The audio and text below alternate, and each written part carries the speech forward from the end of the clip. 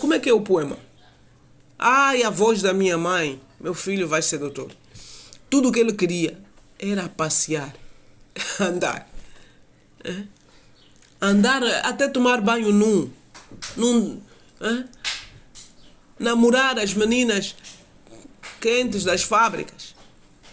Subir aos cajueiros. Mas vinha no subconsciente, na mente dele vinha o quê? Ai, a voz da minha mãe. E aquilo era o quê? Era outra vez o problema das ações dele, do pensamento dele, onde estava implantada a voz da mãe que dizia a toda a gente: ai, o meu filho vai ser doutor, meu filho vai ser doutor. E ele lamentava, dizia: ai, a voz da minha mãe, meu filho vai ser doutor. Ele repetia as palavras da voz da mãe dele, mas com lamento. Ai, a voz da minha mãe. Ah, esse de que... Alas, povo-me. Quer dizer, coitada de mim. Porque a minha mãe diz que eu vou ser doutor. Mas todas as minhas ações é andar vagabundo por ali. O pensamento me persegue. Porque vem a voz da minha mãe. Que eu não quero desiludir, que eu não quero decepcionar, porque a minha mãe sempre diz: meu filho vai ser doutor. Mas ele vê que as ações dele e o pensamento dele está todo desfocado. Não vai lhe levar a ser médico. Se ele não estuda, vai ser doutor como? Tudo que ele quer fazer é quê? Andar ali num dongo na praia, subir aos cajueiros, comer caju. A outra queria ver os militares a marchar e ir comprar um doce ao doceiro, nos mocecas a andar, mas não fazia nada por isso. As ações não estavam em sintonia com o pensamento, as palavras também não. A voz da mãe vinha. E ele dizia também: ai, a voz da minha mãe. E o que ele fazia? Andar por ali. As ações dele eram por aí. Isso, a certo grau, acontece com qualquer um de nós. Por quê? Porque o pensamento, as palavras e as ações são independentes.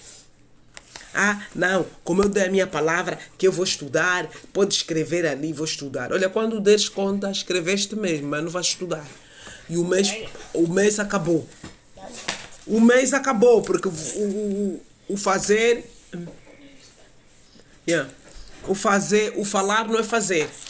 Então, Nicodemos, aquele que antes fora ter com Jesus, e era um deles que? Fariseus, disse-lhes: porventura permite a nossa lei julgar um homem sem antes o ouvir e sem averiguar o que ele anda a fazer? Temos que ouvir a palavra dele e temos que verificar o que ele anda a fazer. É isso. E então, se houver harmonia entre o que ele diz e o que ele faz, certamente o pensamento dele, que é a base de tudo isto, e se ele fez coisa engenhosa, e se ele fez coisa maravilhosa, ele pensou bem. Porque essas coisas, uma grande obra, não é obra do acaso. Tem que haver um plano, uma estrutura, tudo isto. O pensamento é muito mais organizado que a própria coisa que você faz. É maior. Então você vai ver aqui pessoas que têm uma obra qualquer, está bonita, ele diz: olha, eu também, se pudesse, no meu sonho, eu poria isto. Eu teria um cedro aqui, mandava vir do Líbano um cedro aqui, faria um lago acolá. Isso aqui, no pensamento dele, a obra é mais perfeita do que na realidade. Na realidade é aquilo que ele pode fazer. É até aquilo onde ele pode fazer, as suas condições, há limitações materiais, até não tem condições, não tem dinheiro para fazer mais. E ele até diz: eu podia fazer mais isto, eu podia pôr isto. Olha, vocês viram naquele filme, A Lista de Schindler, no fim, vocês não viram o filme, né? Ele no fim dizia: eu podia salvar mais um judeu. Ele lamentava os dinheiros das festas que ele gastou. Eu podia levar mais 1.000 pessoas. Ele podia levar mais 100. Mais um, pelo menos. E a tortura da menina que ele viu passar, que ele podia ter ajudado, depois viu a menina, já o corpo da menina, a ser levantada por um contentor. Aquilo deu-lhe náuseas. Eu podia salvar mais um. Se as minhas ações fossem... Depois, e quando é que ele chegou a essa conclusão? Quando viu o número de pessoas que ele salvou. No fim... E as pessoas diziam, ok, já fizeste muito. Mas a mente dele não lhe permitia descanso.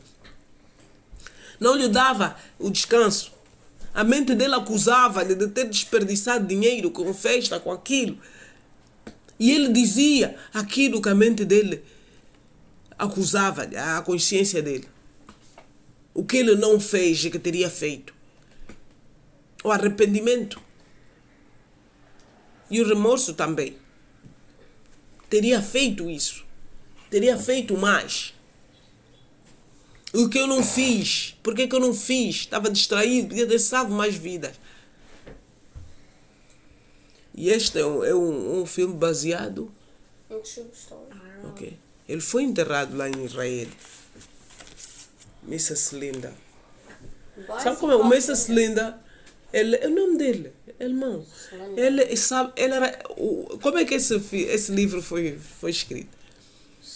Um escritor foi comprar entrou numa loja de um judeu. E naquele de conversar, enquanto ele ia comprar a pasta, ou o que ele ia fazer, porque era um homem que fazia qualquer coisa assim muito especial e cara. Está o escritor diante de alguém que tem a história. E ele sempre quis que aquela história entrasse para um livro. E naquele dia apareceu um escritor na loja dele. Há uma oportunidade melhor que esta? Não. E ele narrou o que aconteceu e o escritor... Daí saiu o livro, A Lista de Schindler. Do livro saiu o filme. E isto vocês sabem que não é novidade, né? Porque do livro do Mário Puzo também saiu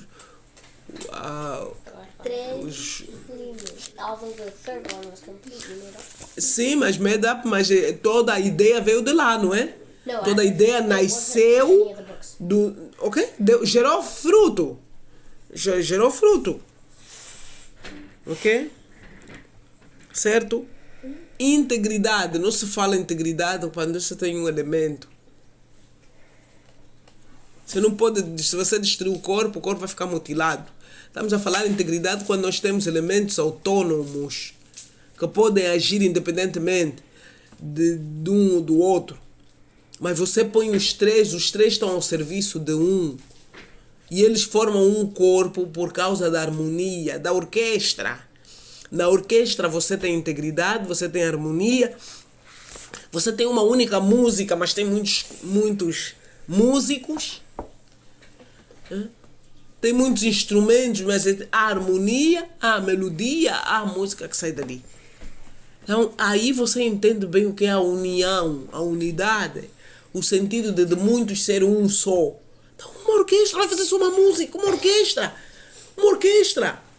uma música. Você quer mais harmonia do que isso? Uma orquestra, uma música. E que tipo de música? É um grande trabalho. Agora, você não consegue nem arrumar o teu pensamento, as tuas palavras e as tuas ações. E depois ainda escreve. Vou fazer isto, vou fazer aquilo. Mas depois a pessoa nem se lembra mais.